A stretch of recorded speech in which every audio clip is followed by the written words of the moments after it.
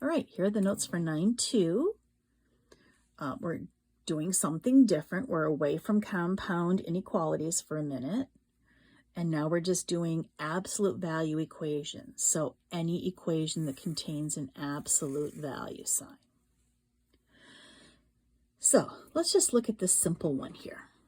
What values of x could I plug into here that would make this statement true? Well, do you see that 2 would make it true? Because what is the absolute value of 2? It is 2. So it would certainly plug in and make it true. It would check, in other words. But that's not the only value. What other value could I plug in here for x that would make this a true statement? Well, I could also plug in a -2. Most absolute value equations end up with having 2 answers. And here's why. Because what's inside the absolute value could be a positive, or what's inside the absolute value could also be a negative. So how does that play out into a little more complicated equation? So look, listen to what I just said. Whatever's inside this absolute value could be positive 5. If this was actually a positive 5, it would check.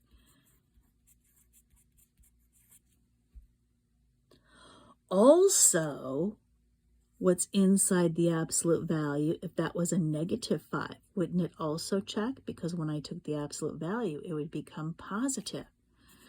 So I now have the equation that it's equal to -5. So what's inside the absolute value could be 5. What's inside the absolute value could be -5. There's where my 2 answers are going to come from.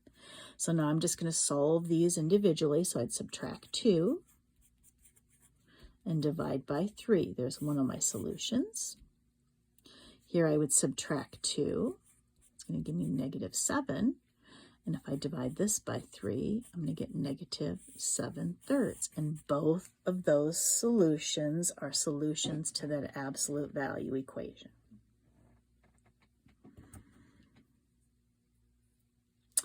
Let's look at the third example here. Now, before you split it up, because that's really what you're doing, is you're splitting an absolute value equation up into 2 separate equations. Before you do any splitting, you have to have the absolute value alone. So if you look at this example, I need to subtract 9 first and then do my splitting up. So if I subtract 9, I'm going to get the absolute value of 5x is equal to 10. Now I'm going to go ahead and split up this equation just like before. What's inside the absolute values could equal 10. What's inside the absolute values could also be -10.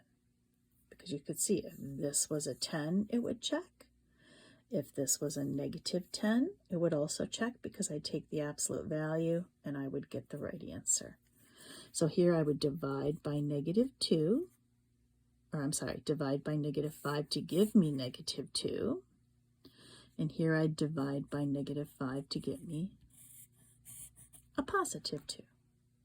Now remember, with equations, you can always check your solutions. For example, if I were to go ahead and if I were to check this -2 into my original, what would it look like? It would be -5 times -2, the absolute value, plus 9 equals 19. Well, what is -5 times -2? That becomes the absolute value of 10. Do you see it's going to check? Because the absolute value of 10 is 10. And 10 plus 9 is 19. And of course, both of them check. But you can always check them. All right. A couple more examples here. So here, again, we need to isolate the absolute value before we split it up. So the first thing I'm going to do is subtract the 5. Now, I need to get rid of this 3. Well, right now, these two things are being multiplied. So how do I get rid of it? I'm going to divide. So that means the absolute value of x is equal to 2. Which means what's inside the absolute value could be 2. There's one solution. Or what's inside the absolute value could also be negative 2. And there's your other solution. So now the next two are interesting. What if I have absolute values on both sides, something like this? Here's how you'll do this. You're going to take what's inside the absolute values. That could equal 3x plus 5. So you basically write the equation as if there were no absolute values. Or what's inside the absolute value could be equal to. So now I have to go ahead and I have to take the opposite of this, which means I want to take it and multiply everything through by -1. So that's going to be negative 3x minus 5. So what's inside the absolute value could be just 3x plus 5.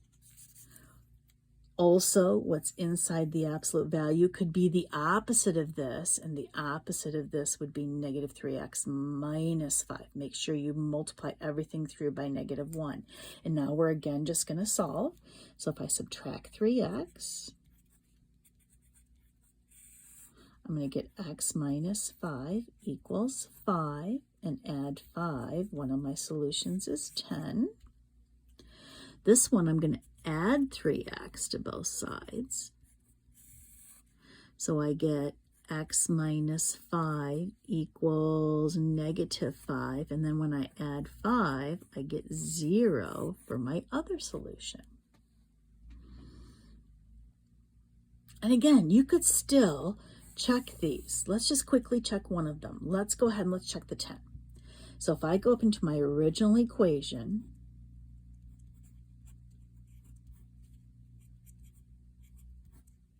and plug in 10 wherever I see an x. Oops, I put a parentheses. It should be a absolute value. Let's see if we get the same thing. So what is this? This is 40 minus 5, so that's the absolute value of 35. And this is 30 plus 5. You see it's going to check? And the same thing will with 0. If I plug a 0 into here, 4 times 0 is 0, minus 5. This is -5, but again, the absolute values make it +5. And plugging a 0 into here, that's going to be 0 plus 5 is 5. And again, the absolute values make it +5. So both of my solutions check. All right, last one. So again, x plus 2 is equal to 4 minus x. Or x plus 2 is equal to -4 plus x. So let's see what happens here. Well, here I'm going to add x. And I'm going to get 2x plus 2 equals 4. So 2x equals 2, x equals 1. What's going to happen over here? If I go to gather my x's to one side, all my x's are going to disappear. So do I get a solution from that equation? I don't. So here there's only one solution, and that solution is positive